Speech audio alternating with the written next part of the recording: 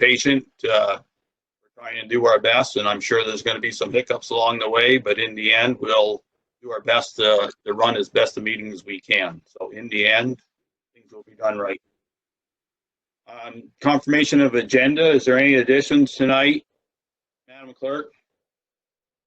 Mr. Mayor, can we do the roll call first, please? We can go through it then. Okay, Mayor Byvelds. Here. Deputy Mayor Gardner. Here. Councillor Lewis. Here. Councillor Mellon. Here. Councillor Wells. Here. CEO Garrity. Here. And myself, Clerk Brunt. Okay, Mr. Mayor, you may proceed. Okay, no problem. As I said, we're learning along the way. I'm sure we're going to have a few more foods.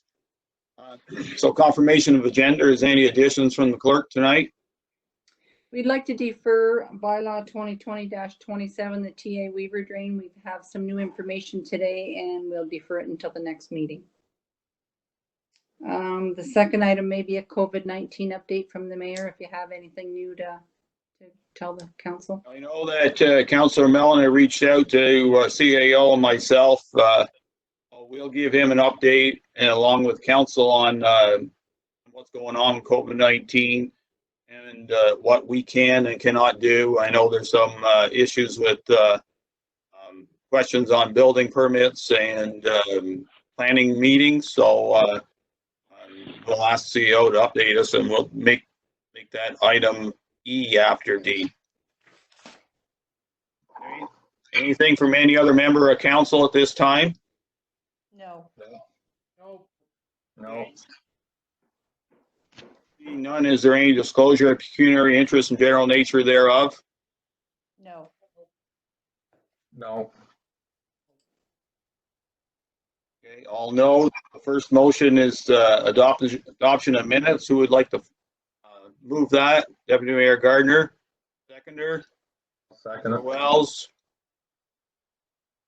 That the minutes of the 43rd special, 44th regular, and in camera, and the 45th special meetings of the municipality of South Dundas be adopted as circulated. Any discussion on the minutes? Any issues? Nope. Seeing none. Hearing none, I will call for the vote. I will ask the clerk to read the names. Mayor Byvelds. Yes. Deputy Mayor Gardner. Yes. Councillor Lewis. Yes. Councillor Mellon. Yes. Councillor Wells. Yes. That passes. We have no delegations petitions tonight, so we'll move on to number 6, action requests. First one is 6A ES 2020-03, the extension of curbside collection contract with Miller Waste. We'd like to move that motion. Councillor Lewis, seconder. Mayor Gardner first. Motion then, please, Madam Clerk.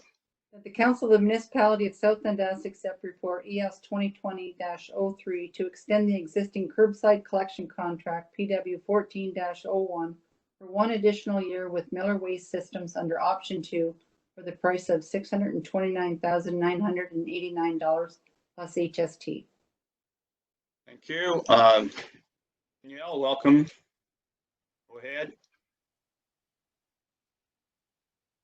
Good evening, Council. So I hope you can all hear me. So before you this evening is a report that I've created, basically requesting an extension to the existing curbside collection contract we have with Miller Waste. So a little bit of background, Miller Waste has been completing South Dundas curbside collection since 2014. They service about 4,800 homes. So with that, they do weekly garbage collection and weekly recycling collection. They also take the recycling to Cornwall for it to be processed, and that is part of their current contract. Because the tender was issued in 2014, there was an addition of a year extension. So this is our last year extension with Miller Waste. However, you'll see there's 2 options that Miller has submitted. As part of the agreement in their contract, they are allowed to renegotiate their allowance for this contract. So they have submitted 2 options for council to review. So option 1 is the status quo, so nothing is changing. We have curbside collection of garbage and curbside collection of recycling, and then the processing. And then option 2 is they would just be collecting garbage and recycling, and South Dundas would be taking care of the processing. So if you have any questions, I would be willing to ask or answer them. My recommendation to council at this time is option 2, and that's simply because it is a reduction in price. It is a cheaper price. Okay, thank you. Comments, questions, concerns? Deputy Mayor Gardner, start, please. Okay, thanks, Mayor Byveld. I don't have questions other than, with your recommendation of option 2, we will have the capacity, staffing, everything else to do the recycling end of things, to process it. So to answer the question, we would be sending our recycling to Cornwall still under this recommendation, so we wouldn't Okay. need any additional staffing. Okay, perfect. Thank you. Councilor Lewis? No questions. I believe in Danielle. If she says option 2 sounds good to me. I'm very Councilor happy with that. All right, Councilor Mellon? Yeah, I guess, Danielle, maybe you could clarify why is there a difference in the cost of processing at Cornwall between option 1 and option 2? We're going to be sending the same amount of garbage down. That doesn't make up the difference between option 1 and option 2 and the final thing, but why is option 1 at 172 and change, and option 1 is at 172 and change? Option 2 is 152, almost 153. If we're sending the same amount of garbage, wouldn't that processing at Cornwall be the same? So this is what, option 1 is what Miller submitted to us. So they submitted a price for collection and they submitted a price for processing that recycling. Option 2, they just submitted a price for collection, and that you'll see that 629,000 is exactly the same. Yeah, that's the same. Processing cost, sorry, the processing cost is different because that's the price we would be getting from the city of Cornwall. So my understanding, if I read their submission correctly, Miller Waste would be trying to make money as part of this contract. As option 2, the municipality would be paying for that, so we wouldn't be trying to make money off of it. All right, so yeah, they're gonna try and make a little bit more on top of the processing on other than what Cornwall charges. Cornwall would be charging us 152,908. Okay, at our current tonnage or volume that we would have been shipping in. This contract runs out, I take it, the end of April. That's correct. Well, okay. When, I guess a comment too, when is there any chance that we're going to be at, like, as far as the new contract, or maybe I'm getting ahead of myself here, the new contract, you're wanting to get it out in April for people to bid on. Is there going to be any discussion on from council or input back, or what you're looking at? Just the one thing I always thought of, instead of us having the trucks run up and down the road each way, if we could somehow or another, somebody'd have to sit down and figure this out, but have the truck run on the road one way, have the garbage all on one side of the road on one road, and vice versa, back and forth, if there's any savings there. But that's something, I guess, that we can, I hope you would take into consideration, if that's logistically possible, for the new contract that you want to have out by April 20th, I think you have in your report. Yeah, so that's something we can look at as part of the new contract. I would recommend, though, if that's the way council wanted to proceed, that they pass that in as part of the bylaw update, maybe, that you would want waste collected on one side of the road. Unless you, I mean, that's up to you how you want to proceed with that. Yeah, thank you, Danielle, because it will take, you know, we'll have to advertise it and make sure that everybody, if that's an option, we went down, if it was worth cost-wise, savings-wise, if there's any option, any cost savings there, that would have to be communicated to the residents, what side. I do that now between my brother and I, and garbage man, I think, sort of likes it. He only has to stop here once. So, okay, option 2 is, I think, what we're going to have to go with. Can't change, there's no way we're going to get anything out before May 1st. So, option 2. Councillor Wells, please. Yes, actually, Councillor Mellon asked a few of my questions.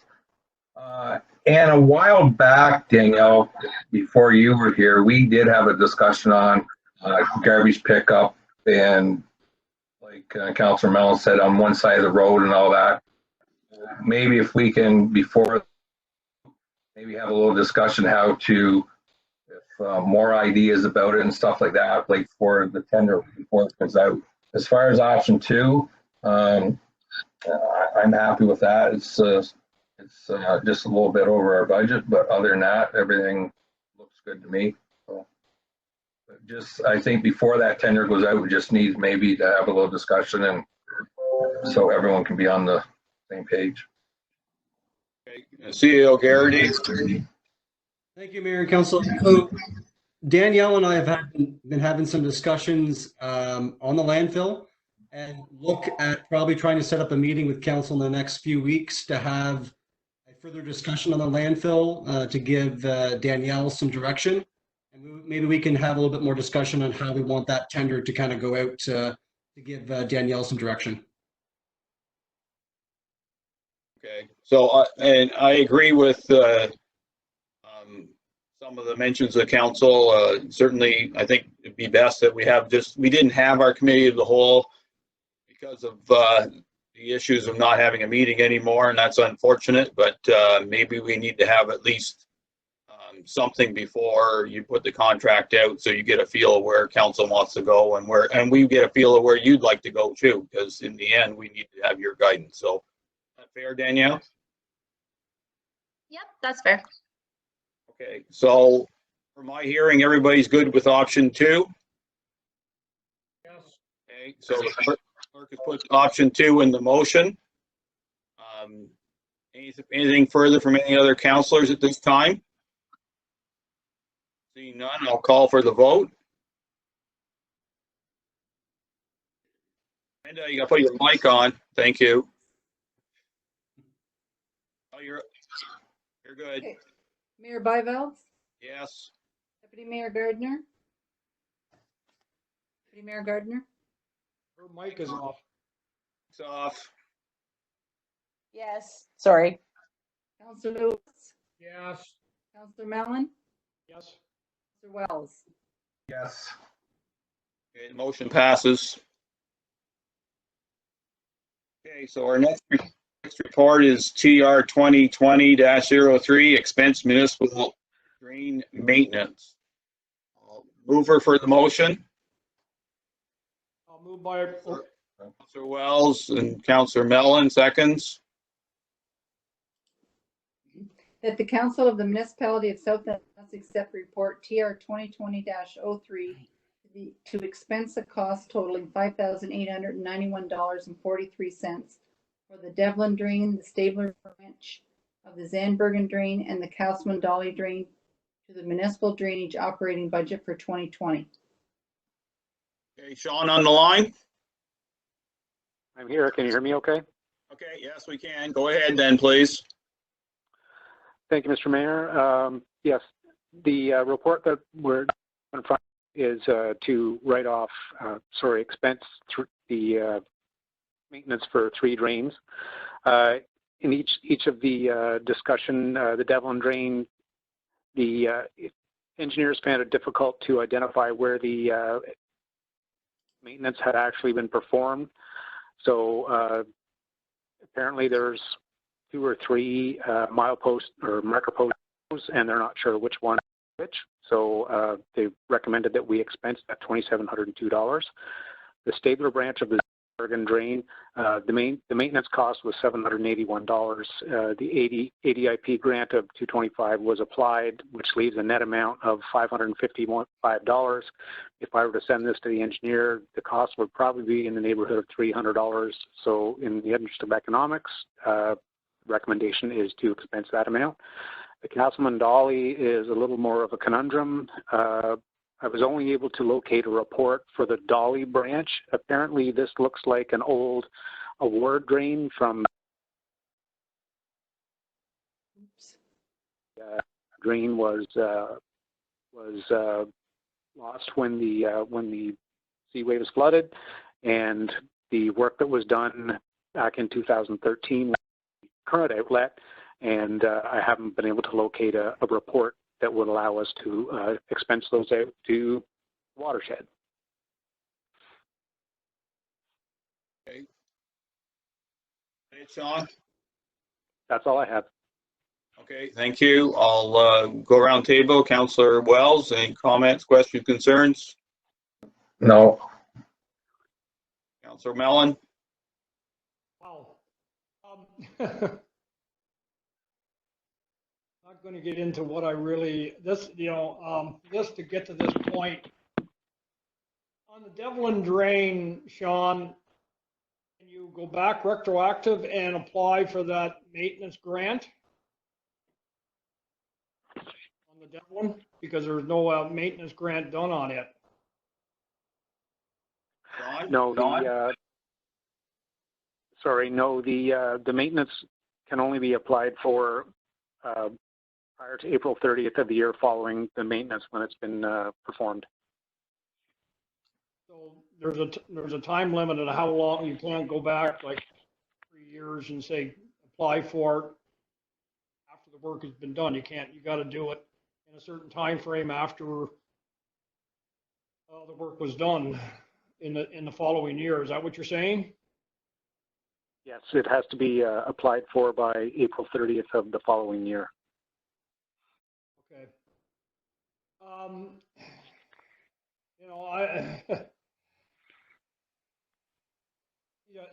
it's very frustrating, these things. Like that Castleman drain, I looked that up, and I can sort of remember back. I don't know the Castleman drain, if it's at the outlet, and that's the one that crosses number 2 by Morseburg there, runs behind Stewart Drive, I guess. I'm not even sure. Was that a municipal drain, or was that a ward ditch, I guess, or well, whatever you'd call it, that wasn't a municipal drain? Is your records doesn't show Castleman as a municipal drain? Is that? I haven't been able to find a bylaw or a report. So with it in the absence of those two things, I don't even know if it is municipal drain. I was able to find where it was called an award drain back in the early part of the 1900s, but after my research at the municipal office and with the archives in Iroquois, I haven't been able to locate anything else. I believe, I'm not sure, but I thought, that's going back a little bit, but I thought South Nation might have been involved in that one because the south of number 2 wasn't classified as a municipal drain for whatever reason. Councillor Mellon, I'm not sure you're on the right drain, because the Castleman Dolly drain is through our industrial section.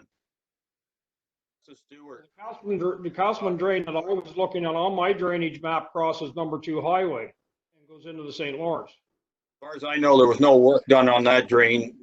My recollection of the Castleman Dolly, or the old red ditch that Councillor Wells may know of, our former drainage superintendent did do some work back there to try to drain out some of our industrial land, and that might be our bill as it is. Right. I don't think we have any choice but to eat this up, but let's hope there's not a whole lot more of these unexpected drain issues like this that are coming back to haunt us done a few years ago. But let's drive on. Councillor Lewis? Oh, I have no issues with this. When you go back that many years, things happen. So I'm happy with it.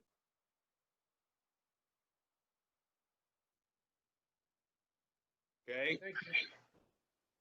Mayor Gardner? No, I mean, we're trying to clean this up, so I think it's par for the course, and not much you can do. Sean can't fabricate records, so thanks for this, Sean. It must be frustrating at times, but no, I'm just glad that we're moving ahead and getting it cleaned up. Yeah, and I think going forward, I think we've got some plans in place to alleviate this, and to Councillor Mellon's fear that there might be more ghosts in the closet. We have a few more years to go through before we're done with this whole regime. So just be patient. Anything else? Seeing none, I'll call the clerk for a vote. You have to put on. Okay, you're still off. There you go. Now you're on. Time delay. Yes. Deputy Mayor Gardner, Yes. Councillor Lewis, Yes. Councillor Mellon, Yes. Councillor Wells. Yes. Okay, motion passes. Move on to bylaws now. The first one is 2020-23, right-of-way patios and sidewalks. We'd like to move that. Mayor Gardner, second. Councillor Wells. Motion to, please. The bylaw number 2020-23 being a bylaw to regulate and license right-of-way patios and sidewalk displays on municipal property be read and passed in open council, signed and sealed. Okay, who's speaking to the motion?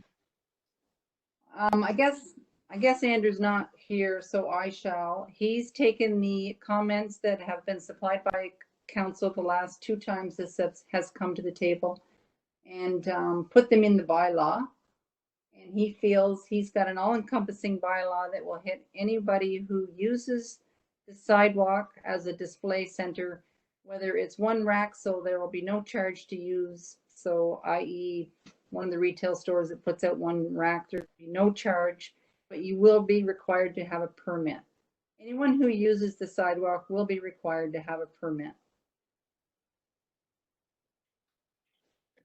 That's it. That's it.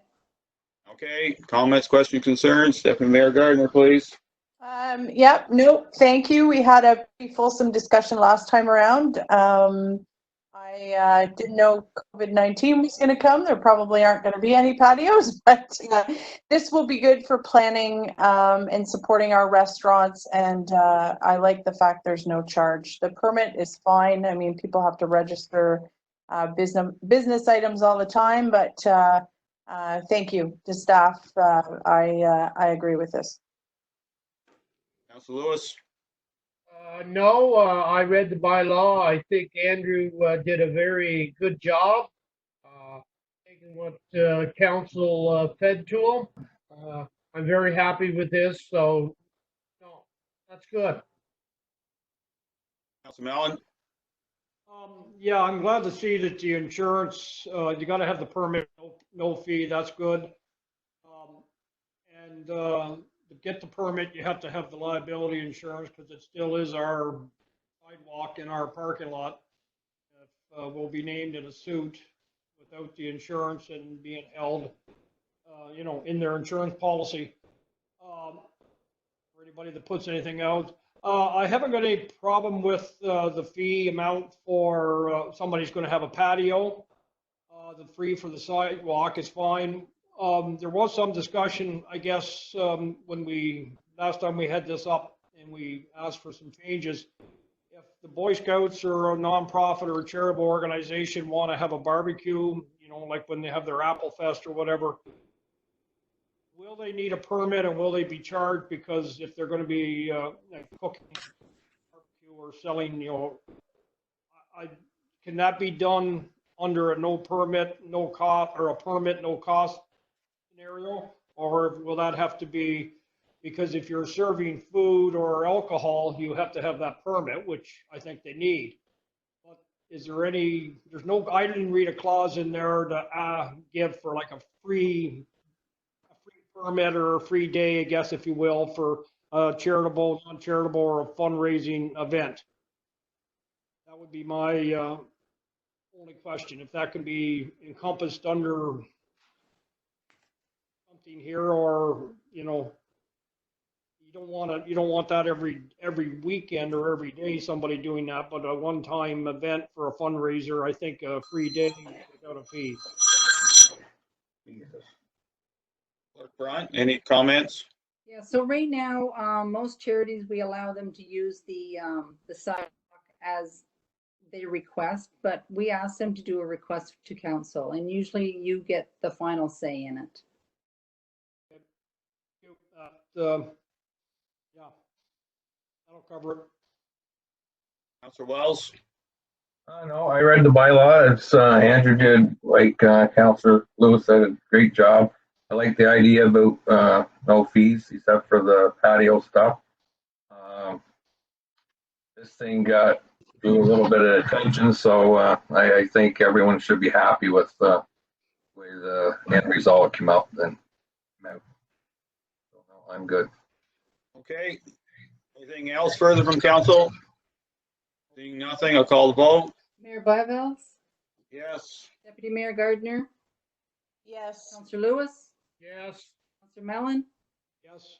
Councillor Wells? Yes. Motion passes. Moving on to 2020-24, the Howard Mellon Municipal Drain. Mover for the motion. Councillor Lewis and Deputy Mayor Gardner second. The bylaw number 2020-24 being a bylaw to assess the maintenance costs of the Howard Mellon Municipal Drain be read and passed in open council, signed and sealed.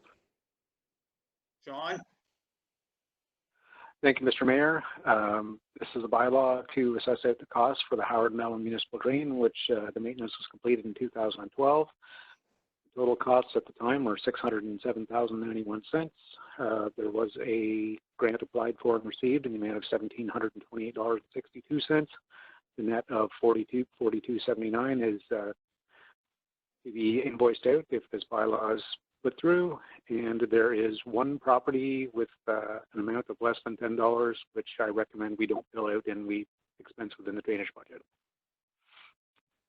Okay. Since it's drainage, are there any comments, questions, concerns from any member of council? You just put your hand up. Seeing none, I'll call the vote. Mayor Byveld?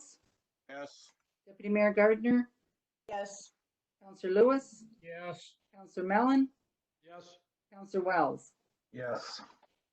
Motion passes. This one's 2020-25, Gelada Municipal Drain. I need a mover, please. Councillor Mellon, seconders, Councillor Wells. The bylaw number 2020-25 being a bylaw to assess the maintenance costs of the Gelada Municipal Drain be read and passed in open council, signed and sealed. John? Thank you, Mr. Mayor. This bylaw is to assess out the costs for the Gelada Municipal Drain, which was completed in 2012. The costs at the time were $6,600.32. The grant that was applied for was $158.18. The net to be billed out is $6,473.95. One thing I should mention is that in the bylaw, you will see that we've made the due date of November 30th for all of these bylaws, considering the considerations of the economy right now. Okay, thank you for that, Sean. I'm glad you brought that up. Any comments, questions, concerns from any councillors? Seeing none, I'll call the vote then, please. Mayor Byveld? Yes. Deputy Mayor Gardner? Yes. Councillor Lewis? Yes. Councillor Mellon? Yes. And Councillor Wells? Yes. Motion passes. This one is 2020-26, Dismail Municipal Drain. Mover, please. Councillor Lewis, second, and Deputy Mayor Gardner, put.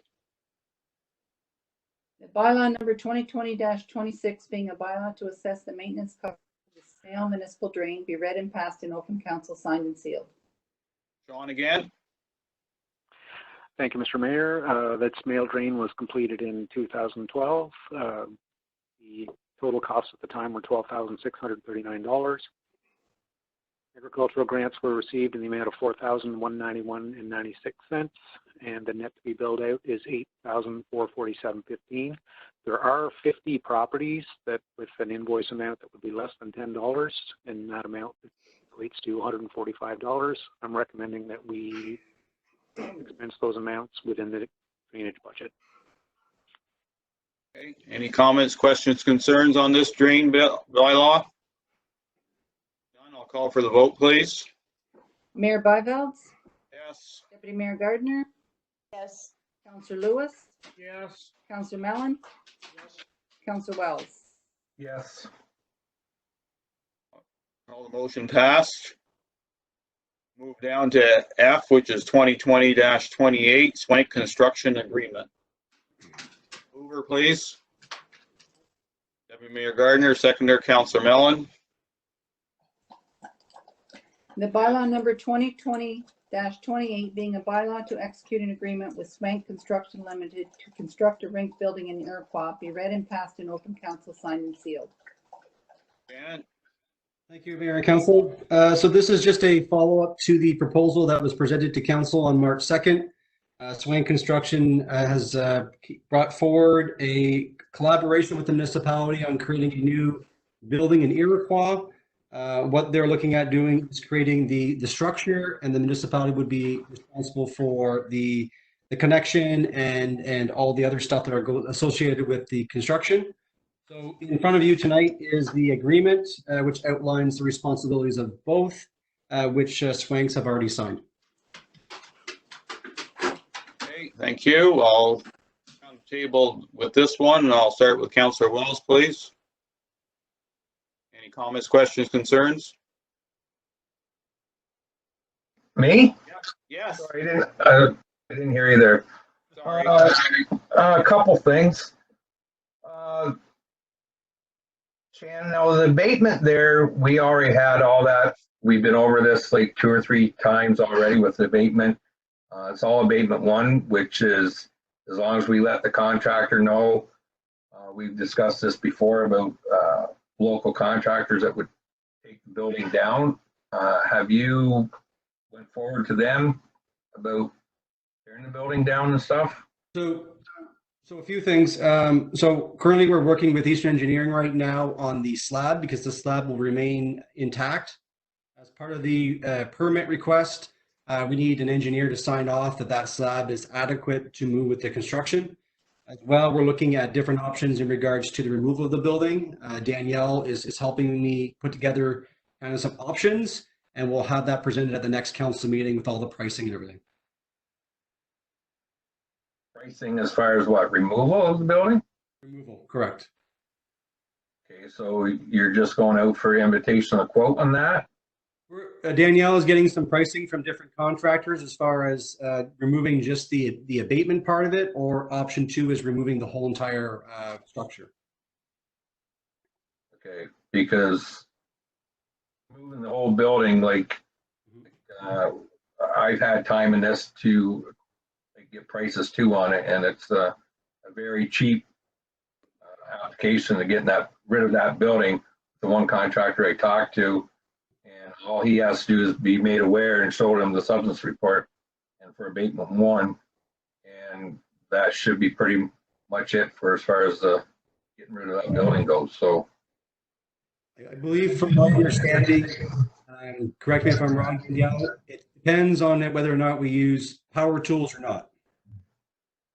So if we use power tools, then it moves up to a class 3, and if we don't, it's a class 1. Yeah, so that's correct. So like exactly what Shannon just said, it's going to be a class 3 as soon as we use a vehicle that is diesel powered. Or is to ask them for abatement price, as well as doing the entire demolish, like to get rid of the entire building. So they're aware that it's class 3 abatement if they use a power tool. well, I don't think you classify a hi-ho as a power tool with the thumb on it. It's not a moving, all it is a steel part. It's a, like, because this cost to get rid of just the abatement is, we've been through this lots of times, and as far as that building goes, I'm very convinced that abatement 1 is all we need, and even as to go through, even using heavy equipment, take it down, you can have a water truck there, like we just took down the campground building, and there was abatement 1 in that, and it was taken down today and hauled away. So this should fall under the same thing.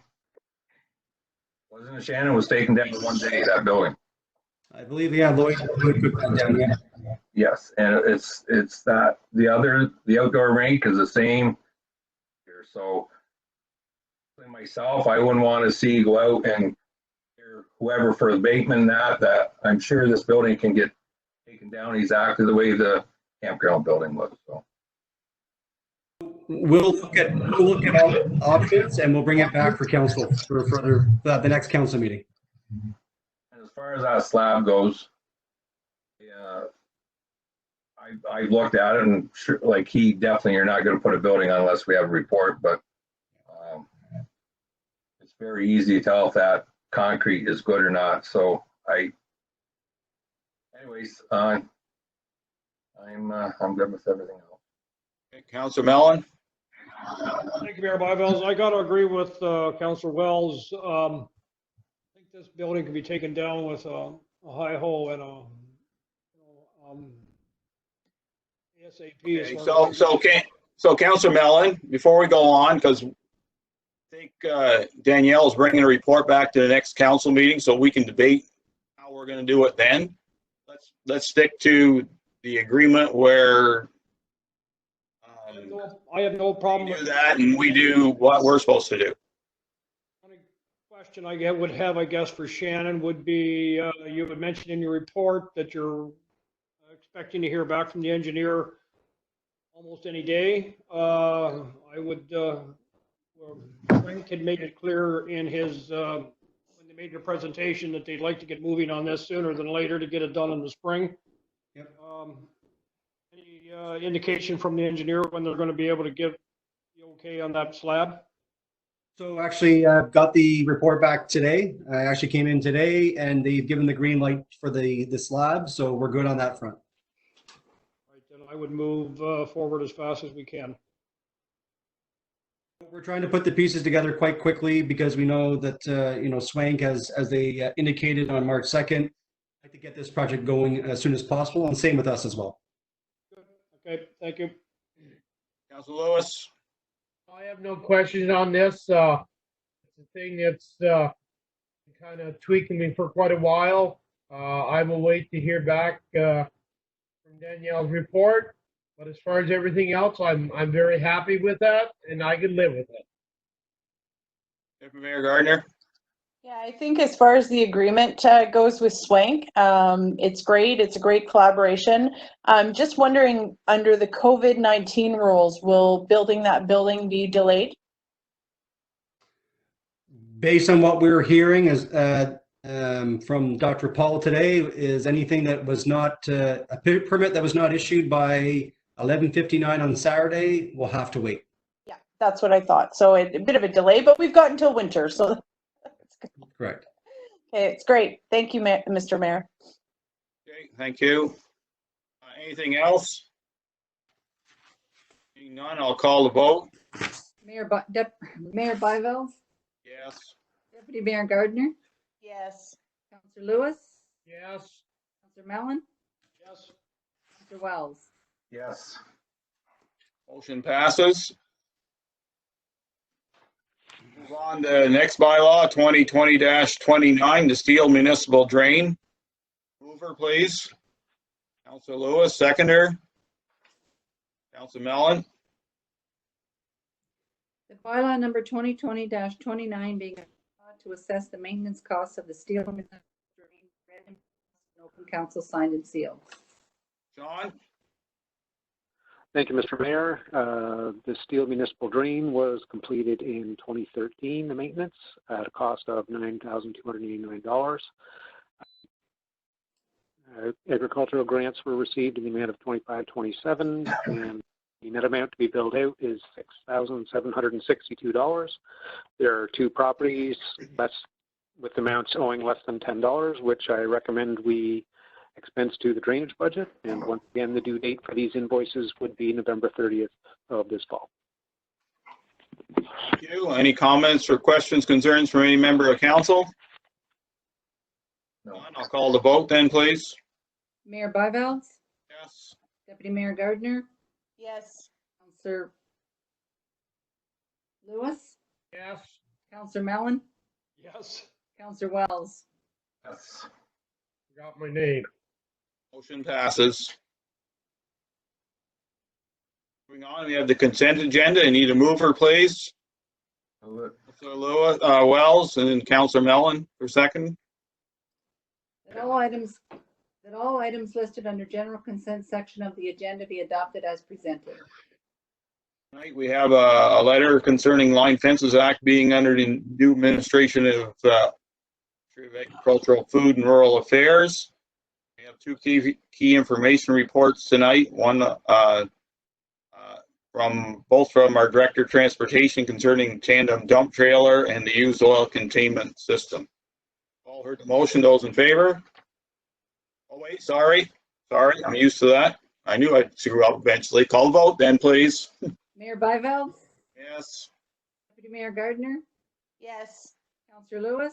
Yes. Councillor Mellon? Yes. Councillor Wells? Yes. Motion passes. Let's move on to boards, committees, and discussion items. Before you have the list of all our committees. Did anybody have any meetings at all between our last meeting and now that need to be brought forward? Because all committees have been shut down, including Conservation Authority. Councillor Mellon, is South Nation planning on having virtual meetings like us? They're working on it. When they allowed for the municipal act or the ministry to change municipal act or whatever they change that legislation to allow municipalities to have video meetings, I guess. Conservation authorities weren't included in that. I think they were working with the minister to try to get that changed. And I haven't heard for sure, but I believe they have got it changed or in the process, or he was in favor of doing that. I know the AGMs were supposed to be done by the end of March. They gave an extension on that. South Nation's working best they can, the same as everybody else, trying to work their way through this. So right now they may have a phone. I'm hoping that'll be confusing, but they're looking at possibly a phone conference call, I guess, with the amount of people they have on the board. I don't know how that'll work, but anyways, they're still working at it. So okay. And county council is going to be meeting the same way we are. That meeting is the 20th of April. Anything else from any other councilors? None. Seeing none, we'll move on to the community food share fundraising challenge. For you, you have a letter from board chair Jim Wilson from Community Food Share.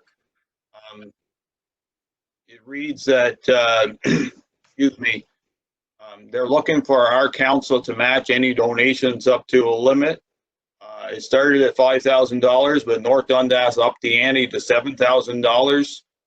And from what I hear, it's been a very successful fundraising effort in the north. Up to $20,000 has been raised through that program. And yes, they did start ahead of us, but this is the first time we've had an opportunity to bring this to our council to do it right. So I'd like to go around the table and see where council feels the need to go to. As of right now, we have zero budget for it, so just keep that in mind. Deputy Mayor Gardner? Well, in these tough times, I think we need to come forward and help in any way we can.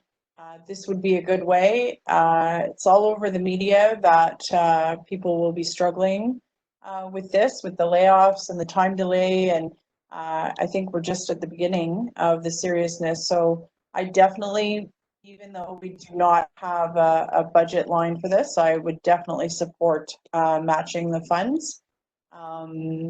Yeah, I think it's important, and I think that the people, I've said, you know, about COVID-19, we're all in this together, and that means everybody. So we really need to help the people in our community that are struggling with this unexpected circumstance, and take something off their plate that they don't have to worry about as much. And if it means that they at least get food to eat and to feed their kids, then I'm all for it. You have a dollar figure you'd like to start with, since You know, I think we need to be realistic. I think that $7,500 that would equal North Dundas. However, I think this is going to be going on for some time. And just with the seriousness of it, I would be comfortable with a $10,000 match. Councillor Lewis. I agree with Deputy Mayor Gardner 110%. I see North Dundas, if I'm not mistaken, North Dundas said a limit up to $7,000. I can most likely go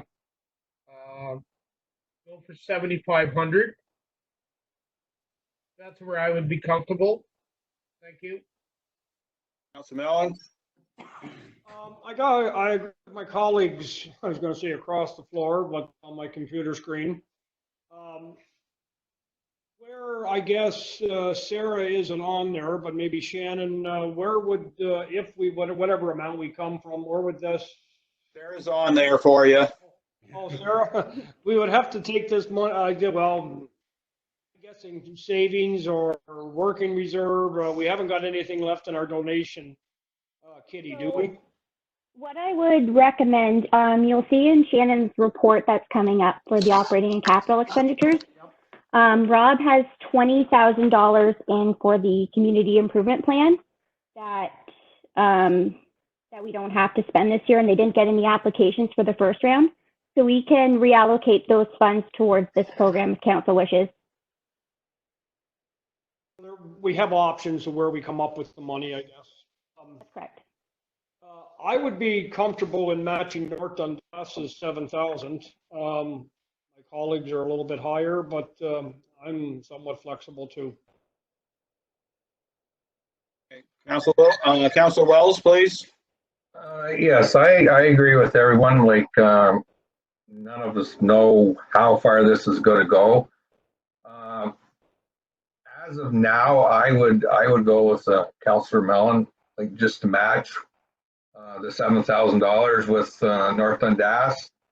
And if needed down the road, if this comes back again, we'll go from there. Like this, like Sarah said, the money's there if we have to go up. But for now, just match and see what's going to happen. I don't know if there's been reports if the food banks has increased, or are they thinking it's going to have increase, or I haven't heard anything yet. But from what we're hearing nationwide, and eventually mainly the food banks have certainly increased in foot traffic, even, and local is just starting. So I believe that money will be spent, probably more in the short term than the long term. But to be honest, this episode is going to take some time to work its way through. So I think it's certainly well worth what we do, and I give kudos to North Dundas for getting it going and doing what they've done too. So right now I have a 10 on the table, 75, a 7, and a 7. So I'll go back to Deputy Mayor Gardner. Any further thoughts? Yeah, I mean, I think that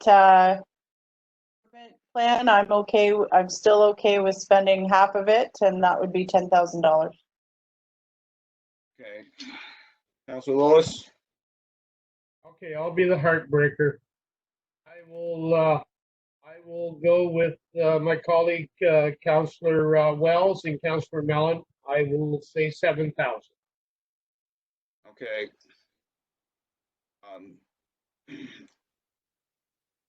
I think $7,000 are going to carry today. And to be honest, Deputy Mayor Gardner, if they need more, they can certainly come back. Dundas certainly treated the community food chair very well in the past, and the building they have and all that we do. So we're doing quite a bit to start with.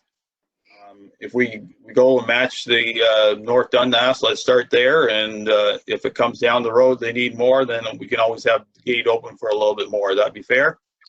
I'm okay with that. I just had to fight a little bit.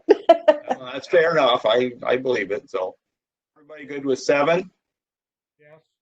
Yes. Okay. Can the clerk kind of make a motion up, or she have a motion ready? Maybe you read it first, and then we'll get movers and seconders for it, please. That the Council of the Municipality of South Dundas authorize a donation to a maximum amount of $7,000 to be matched by the community to the Community Food Share Program. Have a mover, please. Councillor Mellon and Councillor Lewis, second. Further discussion? Seeing none, we'll call for the vote. Deputy Mayor Bidwell, Yes. Deputy Mayor Gardner, Yes. Councillor Lewis, Yes. Councillor Mellon, Yes. Councillor Wells. Yes. Okay, motion is passed. We'll send them a letter, and we'll make, they are anticipating this pass, actually, so we'll pass the information on to the board chair tomorrow morning, and they can get their campaign going, and hopefully we'll do just as well or better than North Dundas in the end. Number 9C is garbage bag limit increase request and free pass to landfill. So this letter actually came to us before we did anything different within our jurisdiction on landfills. And as council does know, our landfill is now closed to the public, and we have not increased our bag limit per se because of it.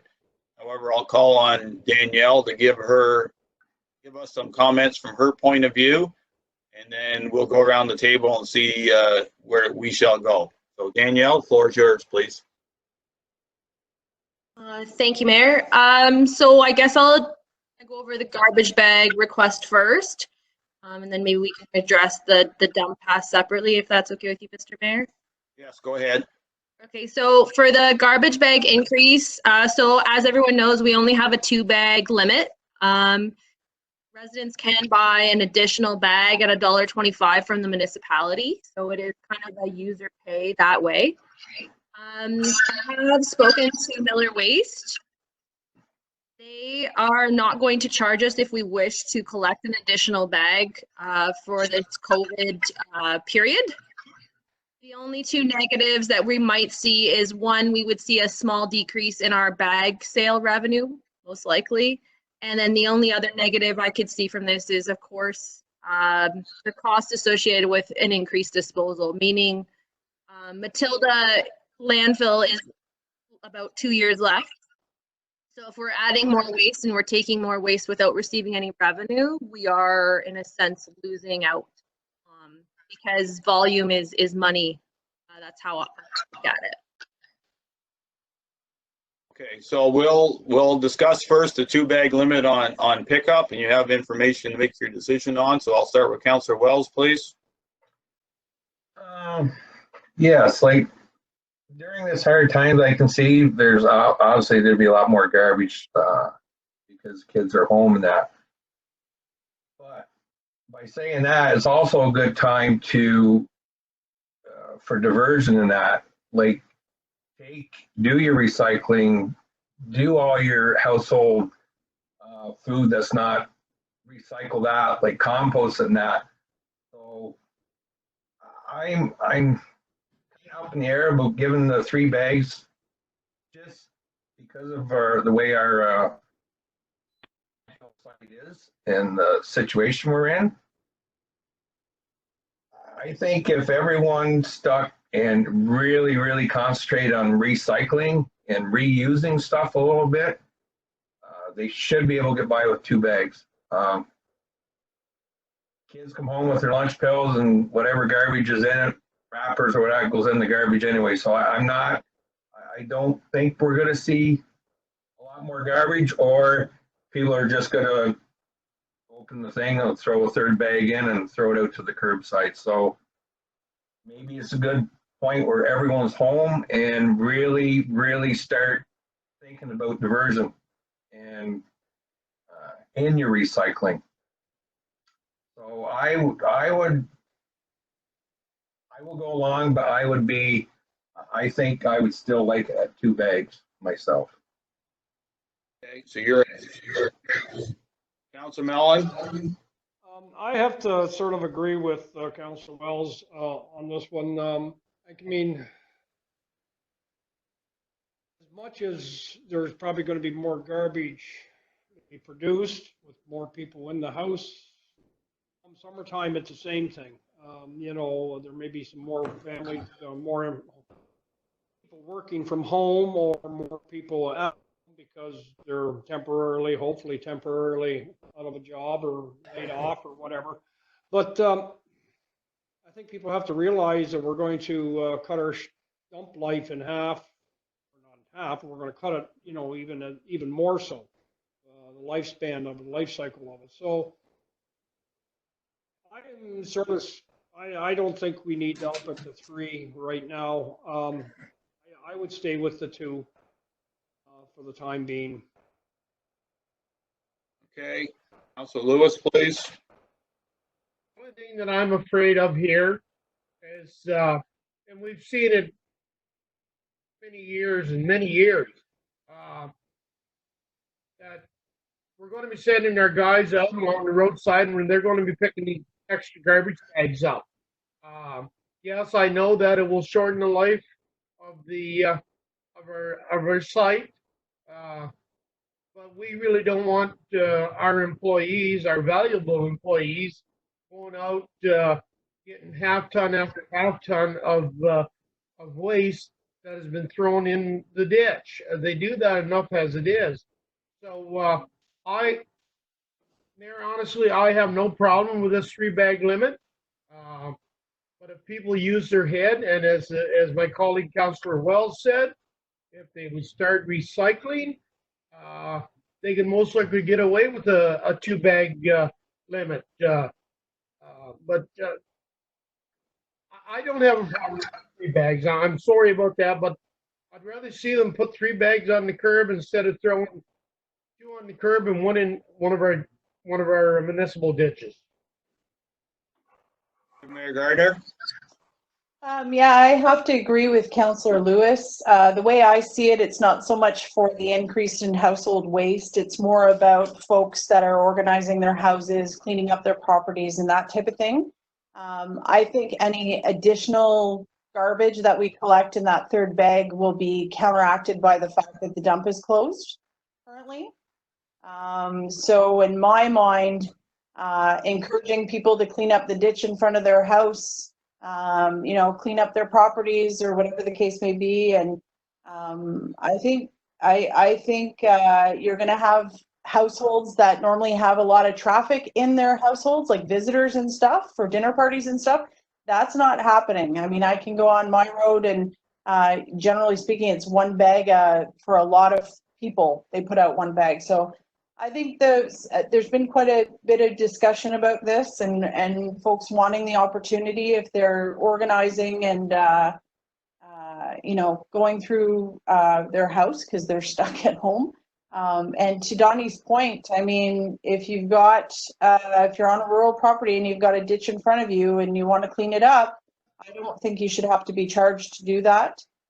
And now people have the time to do it. So I think maybe it will have an encouraging effect to have people clean things up a little bit. And like I said, I think any additional garbage, I understand the life of the landfill. definitely a concern of mine, but I think we're counteracting that with the fact that nobody can go to the landfill right now. So. Okay, so it sounds like the vote's on me, and that's okay. My opinion is that I agree with Councillor Wells and Councillor Mellon. I think this is an opportunity that the residents of South Dundas, as much as they're staying home, can start thinking outside the box. We don't have the luxury of a landfill that has an endless life to it. I know it's going to be a challenge. However, couple things. There are less people visiting because that's not allowed anymore. And we hope we won't see that this weekend, even if it is Easter. Not from a garbage point of view, but from a social distancing point of view. I think it's an opportunity we all think outside the box and make sure that we're composting as much as we can. We're recycling, cleaning up our recycling and putting it in the blue bin or the green bin. This was something we would have done if this hadn't happened. We would have asked people to do this. So this is just an opportunity. I think our next discussion on the free pass will allow those who do have garbage to just set it aside. And when the time comes and the dump can be reopened, and then we can have deluge in a day or two to get rid of all that. So. And when it comes to ditch cleanups, we've already had people reach out and say they've cleaned up their ditch, and either Public Works at South Dundas or the transportation crew at the counties will pick those bags up free of charge. So we still encourage that on. So I'm going to stick to the 2-bag limit. If people need any extra, we do have a bag charge. It's fairly reasonable. If you look at what it costs us right now just to pick up the garbage, 2 bags is costing us $1.50 each, pretty well. So it's garbage is not cheap, and we need to understand that from not our point of view, but everybody needs to understand that. So I'm in the 2-bag limit. Any further comments? Seeing none, right now is 2-bag limit wins. Is there anybody else want to run it to a motion and go from there, or we're good? We're good. We're good. Okay. The next question is, in the past number of years, South Dundas has moved from a free garbage day to a free dump pass to try to take the pressure off 1 or 2 days in the spring and fall for everybody to clean up South Dundas. And to be honest, I do appreciate those who do clean up their bit of South Dundas, whether it's spring or fall. And I know we all accumulate, and some of us have room for it and some of us don't. However, we as a council never had a debate on whether we would continue with that this year or not. So this is going to be council's opportunity to say yes or no to that. And first we're going to listen to Danielle and her point of view on whether we should do it or not, and then we'll go from there. So Danielle? Thank you, Mr. Mayor. So last year, just to give you some statistics, 939 dump passes were issued. Only 522 were used. Looking at those dump passes and who they were associated with, I know this probably started out with good intentions, people cleaning up their properties, cleaning up along their ditch. However, council should be aware that some of these dump passes are being used for businesses. They're being used for construction and demolition projects. So these are significant amounts of waste that are coming in on this dump pass. It's not a simple couple extra bags of garbage. It's usually significant trailer loads of garbage. And as I said before, Matilda only has about 2 years left, and volume, which is space in the landfill, is worth a lot of money. My recommendation would be that we not move forward with the free dump pass, just simply because we just don't have the space. The other thing to consider is the Ministry of Environment. We are working with them on an expansion for Matilda right now. Part of the expansion process is for us to increase our diversion efforts. So if we start letting people come into the landfill for free, that doesn't really do well for our diversion. kind of doesn't look good that we're just taking garbage for free and burying it. So again, my suggestion would be during this time period, especially that we're working with the ministry to expand our landfill expansion, that we not issue a free dump pass. Okay, thank you. Deputy Mayor Gardner. You. Thanks, Mr. Mayor. I mean, the huge loads, that's a little bit more than a bag of garbage. Go with the theme of the last discussion. If we're going to be aggressive in diversion, we almost need, you know, in some communities, they'll have like a white elephant day where people put things that are in good shape at the curb, almost like a garage sale, but no money kind of thing.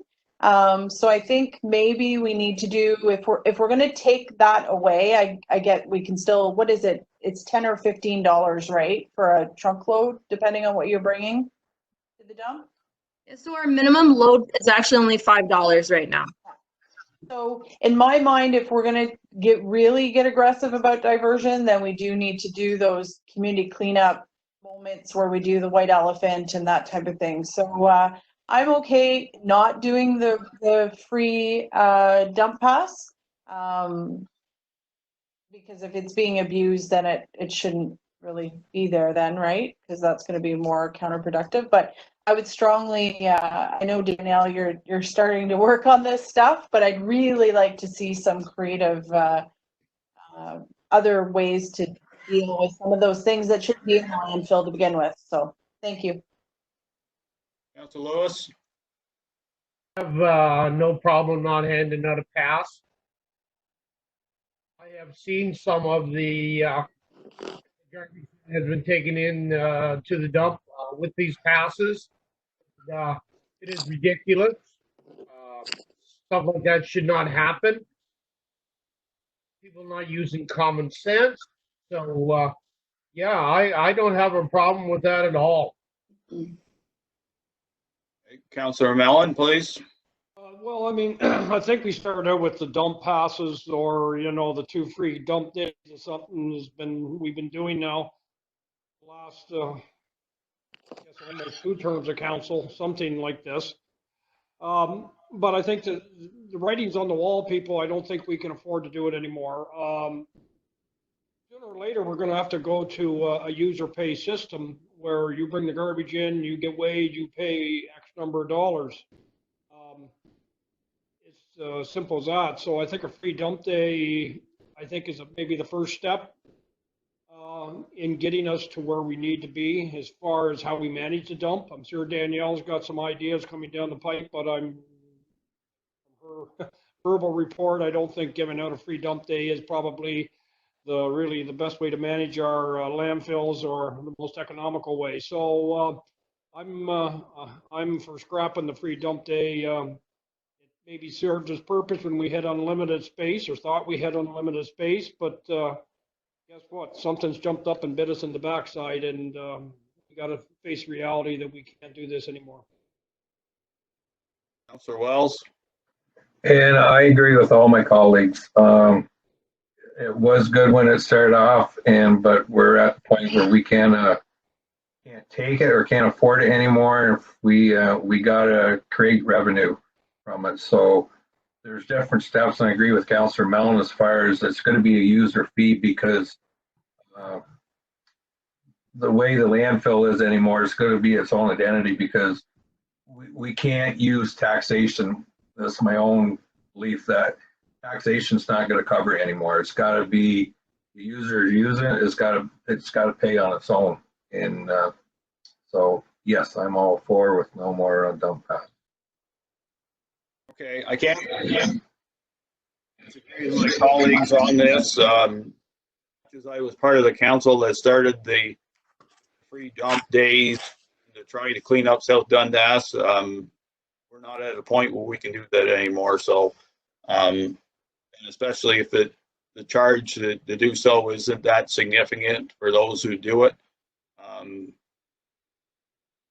we'll do without the free passes. It's pretty clear. So you have your direction from that, Danielle. Nothing further from council on those 2 items? No. Okay, thank you. D is key information report on the 2020 capital and operating budget suggestions. So I'll turn it over to Shannon and Sarah for the. Thank you, Mayor and Council. So this report is just to have some discussion with Council. Staff at the senior staff level have gone through their budget that was passed back in February. And due to the COVID impact that not only on the businesses, but the community and residents, we thought it would be a good exercise to kind of go through some projects for council to consider on ways that we could look at saving some tax dollars this year for what the impact will be whenever this is over, whether it's the summer or the fall or next year. And this will allow council to have some additional funds if needed to come up with some different initiatives to impact our businesses or residents. So it's more of a discussion piece right now to kind of see where council wants to go. Sarah can kind of maybe add a little bit more, but some of this doesn't have an impact on the taxation part because some of it's funded through whether it's federal gas tax or OSIF. And as we discussed earlier, there is some savings in our operational with the CIP, as well as council will recall, we had a seasonal employee position for Public Works, which at this time it's on hold until we kind of find out where things move. And as well as depending on how long this COVID-19 lasts, there is a big impact on our students, our summer students. We had lifeguards and people at the marina and the campsite.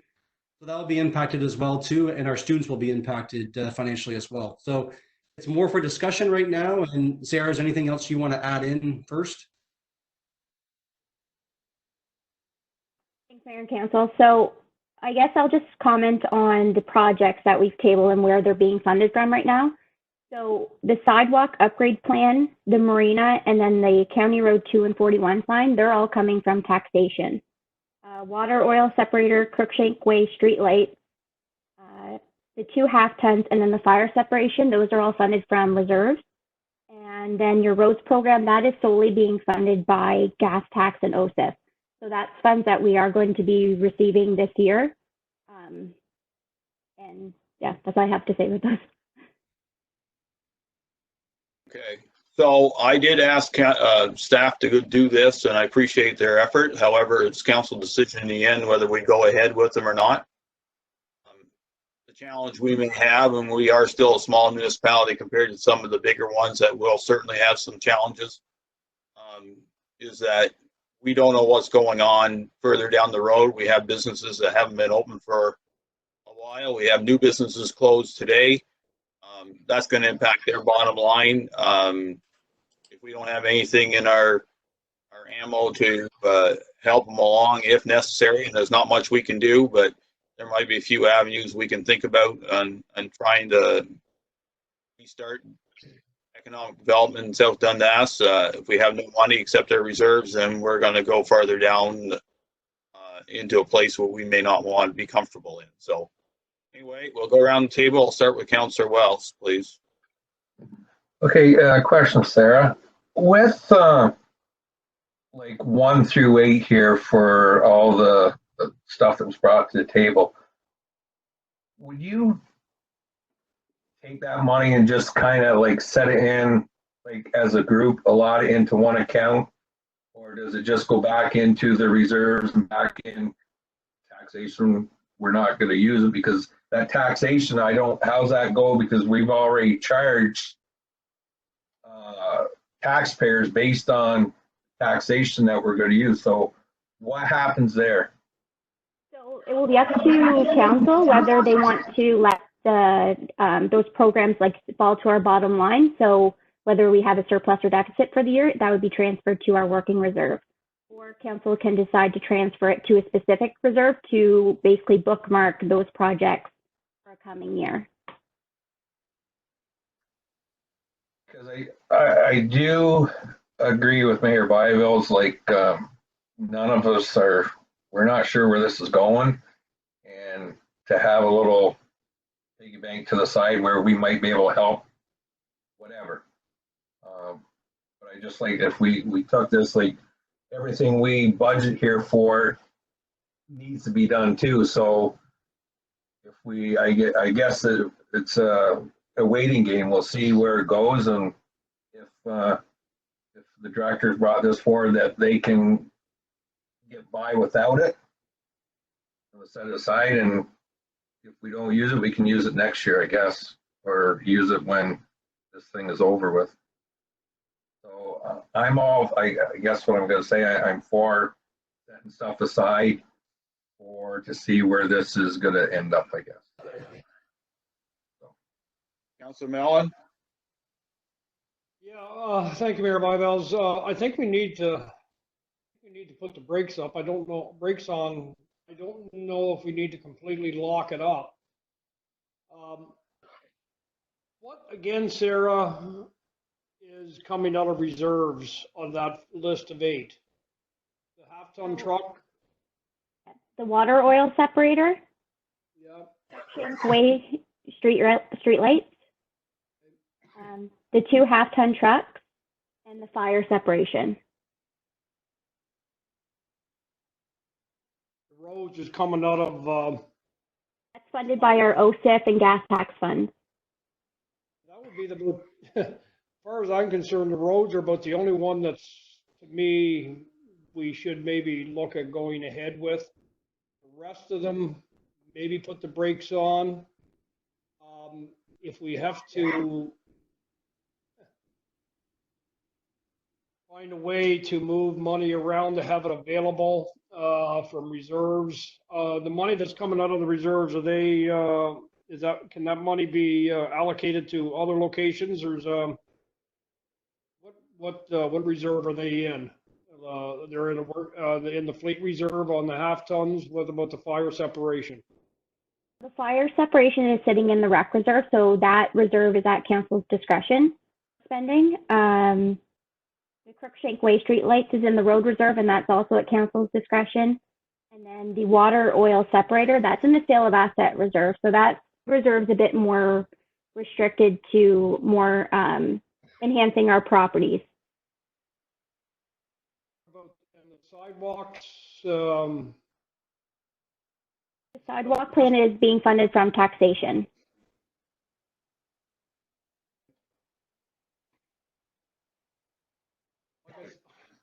the only thing I can mean, I totally understand where people are going to need some help out there. Businesses are going to have to need some help. Like the mayor said, but we can do what we can, try and help where we can. I think we need a little bit of a slush fund to have available in 2 months, 6 months, 9 months down the road, or to have us, the only thing I'm worried about is, if in the best case scenario, this blows over and, people can get up and going again. If we scrap the sidewalk plan for this year, we'll probably have a hard time getting a contractor. Same with the road program. If we don't go ahead with them, those tenders should have been probably put out today, if not tomorrow. If we don't, but then again, you never know. I mean, people could be, everybody could be in the same boat, and a lot of companies might be looking for work if contracts got canceled, or they might be so far behind or so busy that they're no way they're going to want to take anything else on. That's, I guess, the risk you got to take on that. But I think we need some. I think we need to find have some money somewhere. How we do this, I think we can move some of that oil separator money around. This fire suppression, even the marina, is that under a separate reserve? Anything that isn't actually earmarked with the reserve that it can't be moved out of there, I think we have to look at. And since the road program really didn't come out of taxation, it has to be used. It doesn't. It's at council discretion too. That money, is that right, Sarah? For the road program, no, that's the gas tax and OSIF, so that needs to be spent on roads and infrastructure projects. Well, that's about the only one I think, that we sort of leave alone. Everything else as far as I'm concerned, none of them are, everything's on the board except the road program, I guess. So I think we need to look at all the other 7. We done? Yeah, sorry, Mayor Bibles, yeah. Okay, well, you were, Councilor Lewis, please. I have no problem with saving on number 1, number 2, number 5, number 6, number 7, number 8. We have got a road study, and I think if we set these roads on the table for another year, it's just going to set us behind the 8 ball a little bit further. I would like to see us continue excuse me, with our roads. And I really like to see us continue on with the upgrade of the sidewalks. So overall, we got 49.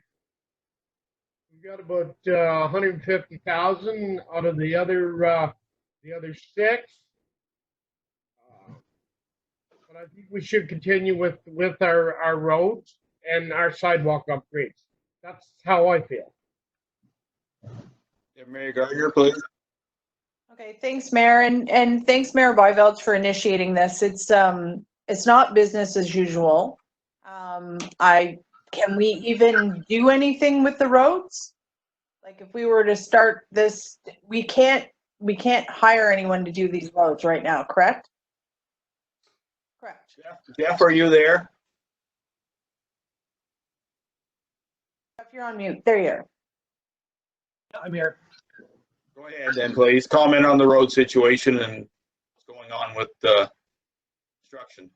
So starting after the long weekend, Cornwall Gravel is going to proceed with Ontario Street.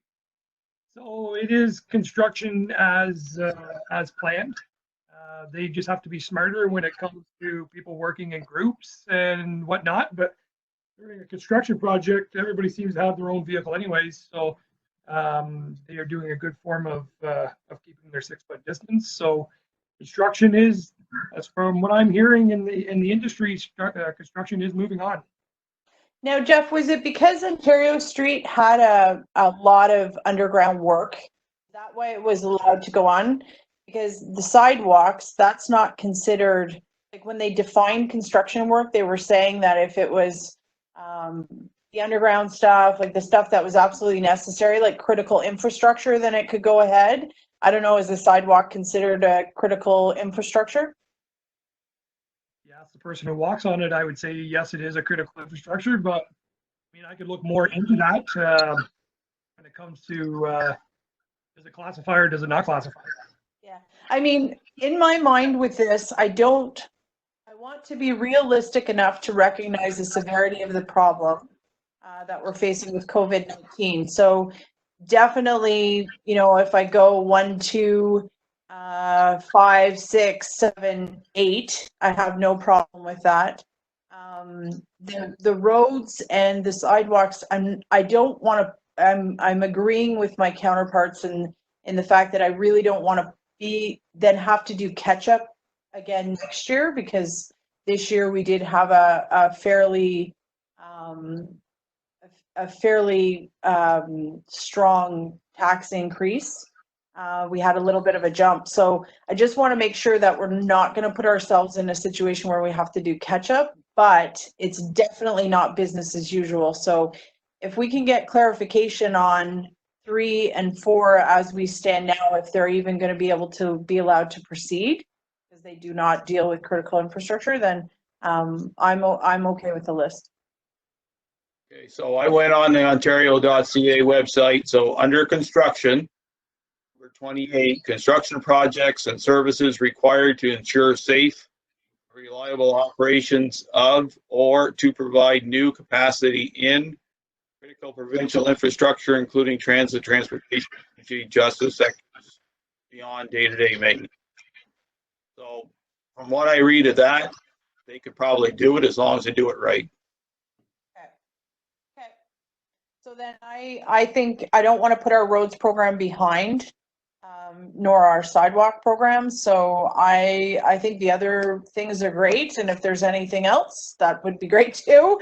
I'm okay with forging ahead with 3 and 4. I think our residents are going to need a little bit of reassurance that the sky hasn't fallen in. They're all doing their part. And I think on some of these things, if we can safely move ahead and we're allowed to move ahead, then 3 and 4, I think I'd like to keep us on track. Okay. Councillor Wells, any further comments? Yeah, I agree with the Deputy Mayor Partner about, and all my other colleagues, the roads and the sidewalks, like, I think we should definitely continue with that. If we're allowed to do it, the money's there, and like I said, we already had our road things and everything, so we don't want to get behind on this and try to stay on track as what we're trying to do here. So yes, 3 and 4, get the tenders out and see where it goes and try to get it done, and the rest, well, we can sit.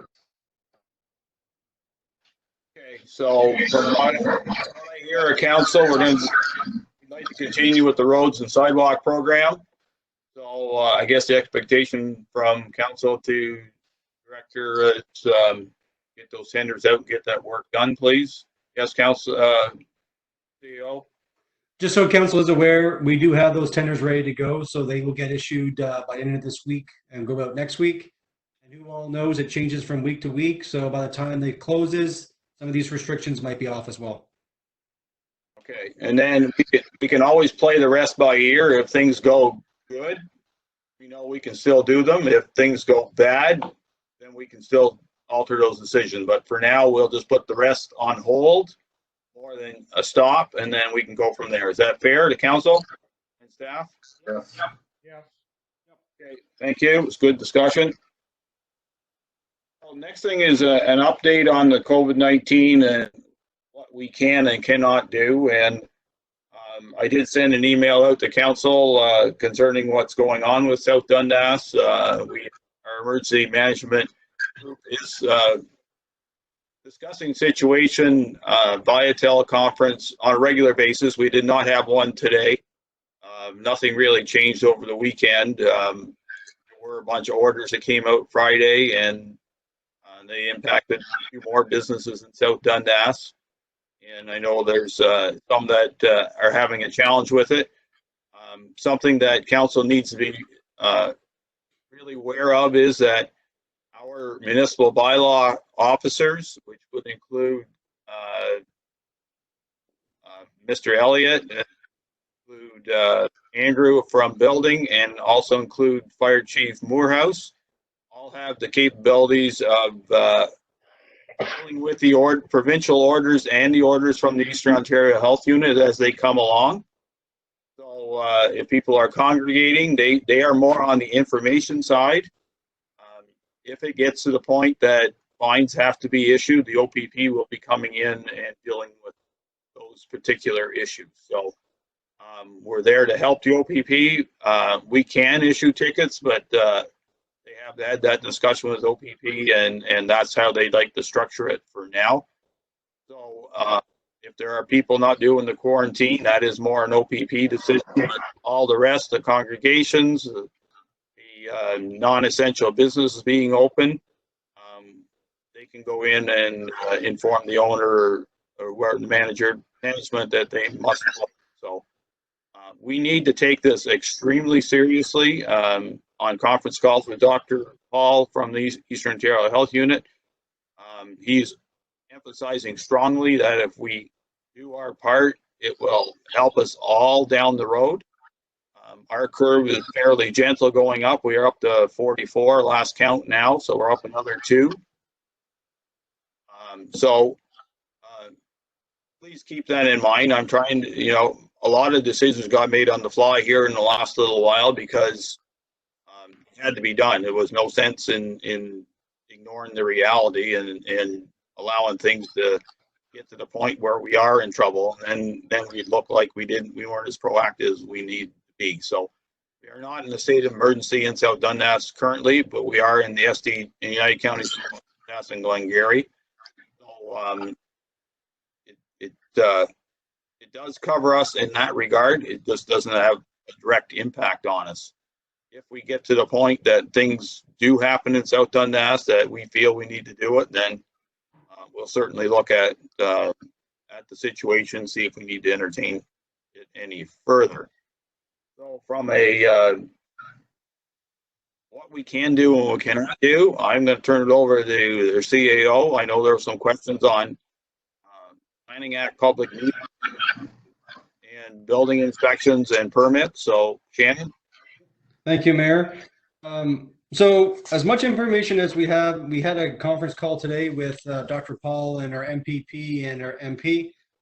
There is some confusion right now on what qualifies under construction. There's the talk about, if a permit was not issued prior to Saturday at 11:59, it can't continue. There's talk about if there's the foundation's already in a residential building, it can continue. So Dr. Paul is expected to get some more clarification on the construction side of it. As you all know too, there's correspondence that came out about campgrounds and marinas and boat ramps. Those are to remain closed. We do have caution tape up at our ramp right now, and barriers are to be delivered tomorrow to ensure that they're more safe and can't be moved. So at this time, we're continuing to go day by day and to see the new orders that come out. I did have a conversation with Andrew today on building permits. So at this time, we're reviewing each building permit case by case, but as far as we're concerned, any new permit will be on hold at this time until we get clarification from the province. What about planning meetings? So planning meetings, I have been in contact with a couple of the zoning amendments we had earlier scheduled in March. At this time, unfortunately, everything's on hold. Nothing is moving forward. Everything is stopped. Until we can have some public meetings, every municipality across Ontario, across Canada, is in the same dilemma we are. Okay. No questions, comments? Councillor Lewis to start. I had this question asked to me 2 times today, and I didn't really know how to answer it. The question was, why is the boat dock taken off? And I said it was mostly because an order was handed down, but I'm not sure on that. Could I get the clarification, please? Sorry, can you repeat that, Don? I didn't get you. People asked me today why the boat dock was shut down, and I told them that I thought it was an order, but I was not for sure, but I would find out and get back to them because I'm not really clear on that myself. Yeah. So it is a provincial order. No boat ramps, no boats at period, because it encourages gatherings. That was the whole intention of that order. Thank you very much, sir. That's all I have to know. Okay, anything else? Councillor Mellon? Shannon, I know I've been approached a couple times, and I think most of the residents are understanding and with the circumstances and whatnot, and the minor variances with the public meetings are understandable that we can't go ahead with them. Everybody's in the same boat. Building permits, and maybe you can clarify that, or the mayor could, on agricultural building permits. Does that, because agricultural doesn't fall, does that still fall under, you can't start sort of thing? As far as we know, and from what I read, no. Okay, so there even, I guess, some of the concerns that were expressed to me, that you read, everybody sort of realizes the situation we're in. But are we going to go ahead and continue to issue building permits on the condition that they can't be started until, the order is lifted? I mean, some of the guys people that have approached me, they're just a little worried that, they got contractors spoke to. They're probably, everybody's in the same boat.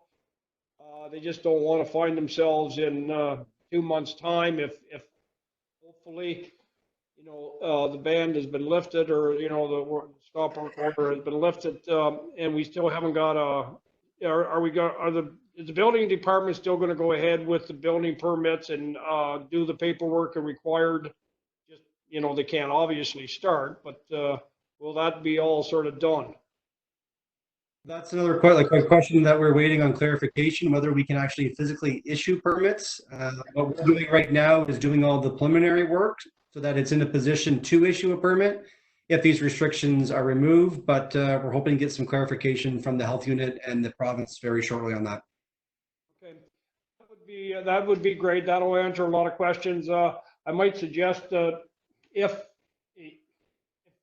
staff can to communicate that maybe after the video conference tonight, and people will maybe see this, or a short email to the ones that are waiting on or have a building permit application in, to let them know, just sort of a generic, if you will. We're on the wait and see list, I guess, just so everybody sort of knows. I think communication is a key factor here, a key element in here in the next few weeks. Once I get more information from Dr. Paul, the province, I'll share it with the rest of council. And can they send emails out to anybody that's got a pending building permit or minor variance, just to let them? I just don't think people know. They shouldn't know, but I mean, they're just not checking up and finding out. They just don't know where everything stands. Is there any chance? I'll ensure that. So can I answer some of this? Because, right, Councillor Mellon, it's not our responsibility totally to educate the public on what is going on provincially and federally. Like, it doesn't take much. You can watch a news network 24/7, 365 right now, and you'll know all this. Or you can go to a website. So construction projects under the guidelines, this is deemed essential. Construction projects and services associated with healthcare sector, including new facilities, expansion, renovations, and conversion of spaces that could be repurposed for healthcare space. Unless you're doing specifically that, your construction site is closed. And that's what the Premier said on Friday. So I know that people are impacted and they're not happy, but we're doing the best, like, as long as we get everything ready to where it is. But I don't see any point in issuing permits for a construction site project that cannot start, because that would just encourage someone to say, I got the permit, I'm going to start. So as of right now, it is a non-essential service that cannot start, and I'm sure this is a small impact compared to some of the big cities and where they're at. Unless it's started, you cannot restart. So that's unfortunate, but that's the way the situation is. I don't make the rules up. The Premier did that himself. I haven't got any problem with the rules and the fact that it probably should have a building permit issued, as long as paperwork, or what work can be done as far as completing the applications from a staff perspective can be continued, so that when this does open up, you're not starting from ground zero again on a building permit. I guess that's where I'm trying to go. And that makes 110%. I agree with you on that. And we can continue working on all the preliminary stuff. And I know we both know a farmer that's ready to build. Unfortunately, he got caught in the wrong timing, and there's nothing we can do for him at this time. Nothing we can do. It's just nasty, but that's just be ready. Everything ready. Live with it. They're going to have to live with it. Hey, Deputy Gardner has got her hand waving, so go ahead. You saw that, did you? Okay. I just had a quick question. I just had a quick question for Shannon. So the areas like the Iroquois Marina that are blocked off, are our staff doing kind of a runaround to make sure that barriers and tape are not being removed? So we do have between Cameron, Andrew, and Justin, they are going around periodically to inspect and make sure that people are complying with the order. Yeah, it's so funny if anyone's paying attention and watches the news, like Mayor Byveld said, nobody's doing these restrictions just because we have nothing else to do. It's pretty important. So thank you. And thank you to the staff for being diligent. I think I'll add to what the mayor is our job from our provincial offenses is more of an education piece and instilling to them why we have the restrictions and why we have the orders, and hopefully they'll heed to those warnings. So yeah, I'm upset every time if I have to go somewhere. I've been staying put, but if I do have to go somewhere and I see people gathering, it's pretty serious implications. So. Okay, Councillor Wells. Question for now, with your building permits that are issued, what is the municipality going to do as far as occupancy and stuff like that? Is Andrew still going to go out and check, like finish the ones that are up and going? I take it. yes, absolutely. His phone is being forwarded to his cell, so he's doing it on a case-by-case basis. So if it needs inspections and stuff, he's more than willing to go out there and get that done, for sure. Another question. With these boat ramps, and I understand it's provincial, but we have a couple spots in our municipality that how are we going to take care of it that we don't, like, I'll give you an example up at Loyalist Park. They could actually dock there. And there's no, actually I came down by there today, it's not a public dock. So can someone that wants to go fishing go through, and actually the Loyalist Park, is that municipal property or OPG? Loyalist Park is municipal property, is a closed park. Okay, so do we follow the provincial, even though it's a spot they can dock? I guess you can dock anywhere if you want to get your boat in, but actually you can back in there at Loyalist Park. That's one. There's another one up on Dr. Miller Drive. You go along the graveyard, they used to be able to dock there too. Can't go down that road anymore. It's blocked off. Oh, is it blocked? Okay. So I guess that ramp, because if we're not supposed to, and that ramp is on our property, so. Okay, we'll work on that one. Something choppy, because we can't stop people if someone wants to go down the path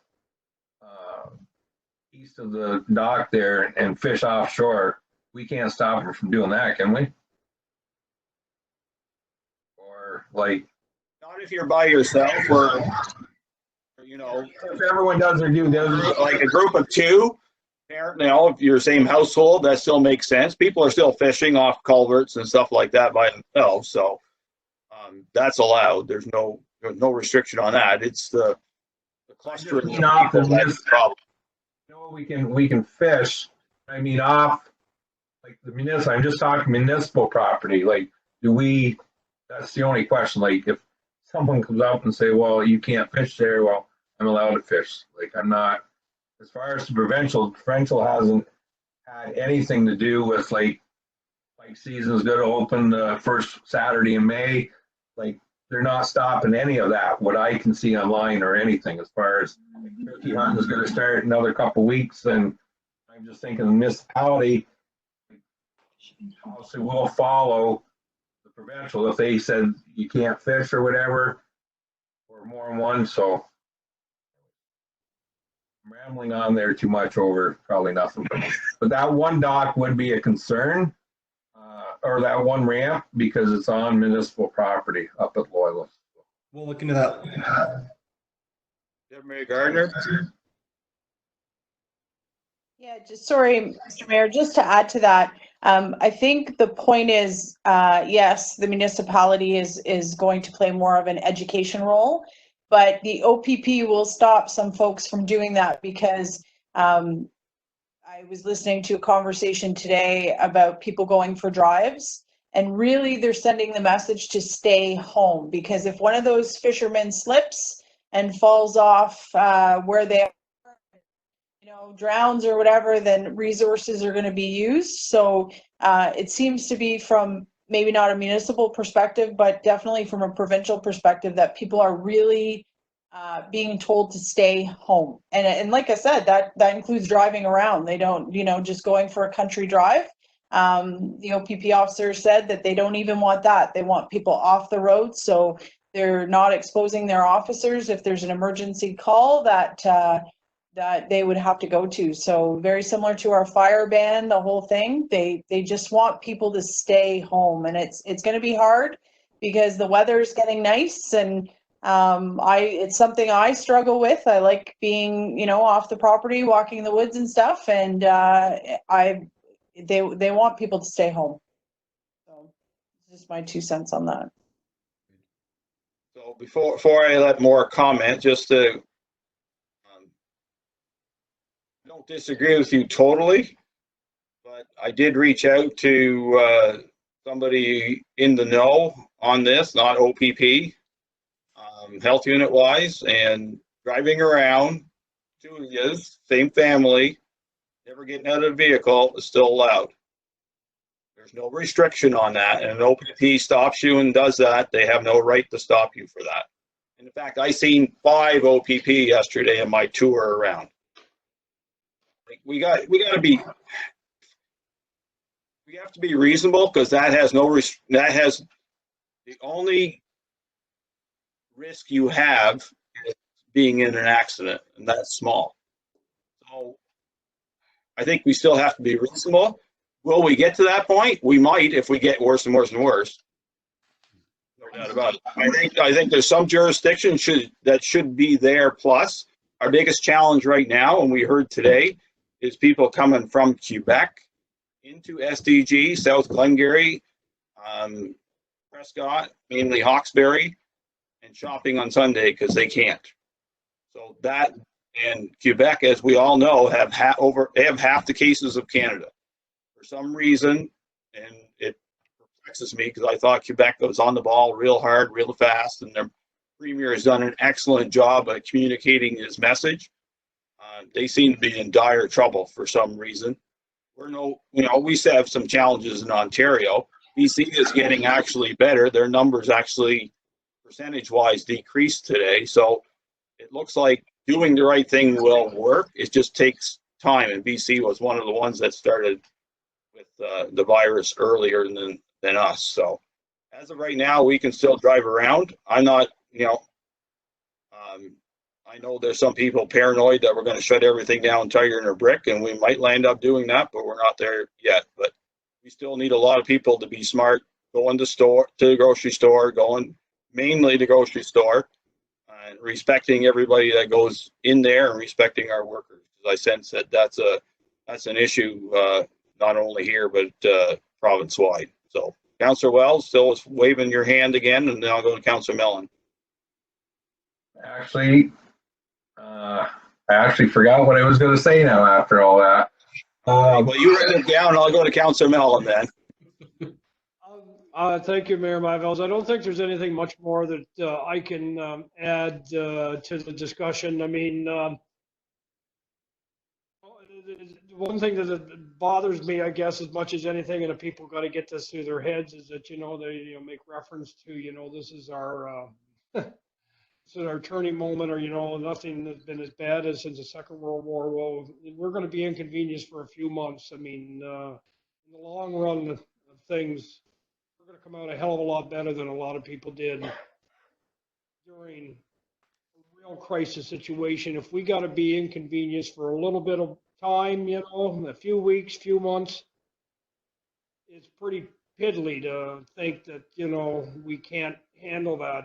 If society can't get their heads around, I'm going to have to keep my ass at home, then, I think we're a little bit little bit selfish. So we'll get there.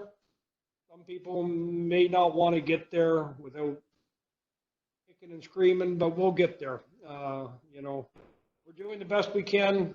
Staff are working through it. The mayor, yourself, you've been working very diligently with Dr. Paul and trying to keep everybody up to date. So, everybody just soldier on.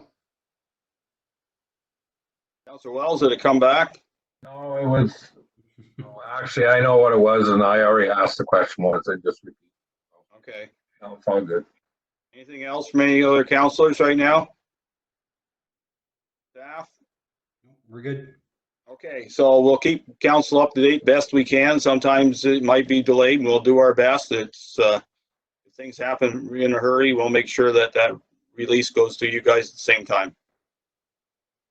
Okay, no notice is a motion, Madam Clerk. No. No closed session tonight, so we'll do our ratification bylaw. Who would like to move it? Councillor Mellon, seconder. Councillor Wells. Bylaw number 2020-30 being a bylaw to adopt, confirm, and ratify matters dealt with by resolution be read and passed in open council, signed and sealed. Okay, call the vote. Mayor Byvelds? Deputy Mayor Gardner? Yes. Councillor Lewis? Yes. Councillor Mellon? Yes. Councillor Wells? Yes. Motion passes. Anything else before we adjourn? One more thing. This, I just Small, really small, or the clerk's gonna have her hands. It will be. If we continue doing these website meetings and that, is there any reason we can't move it up to like, say, 1 o'clock in the afternoon if everyone's good with it, or you stick with? Our procedural bylaw dictates it's at 6 o'clock. And I think we better keep it there because A, we're used to it, and B, the press is used to it. Once we get into growing season here, there's going to be 2 councillors that'll be lacking time anyway. So Fair, good. we moved it to 6. There was an offer on the table to put it back to 7, and I declined it. So we'll leave it where it is. I know it seems to work okay. Anybody disagree? I'm good with it. Okay. So, before we close, I'd like to thank council for our first WebEx meeting. It went fairly well. A few things to brush up, but we'll get there. Thank staff for all their input. And certainly thank anybody else who's either watching our line or will be tuning in later. So thank you very much. So I'll call for a motion for adjournment. Mover, please. I'll move it. Councillor Wells, Councillor Lewis. Council now adjourned to meet again at the chair. Mayor Byvelds? Yes. Deputy Mayor Gardner? Yes. Councillor Lewis? Yes. Councillor Mellon? Yep. Councillor Wells? Yes. Motion passes. Thank you very much and have a good evening.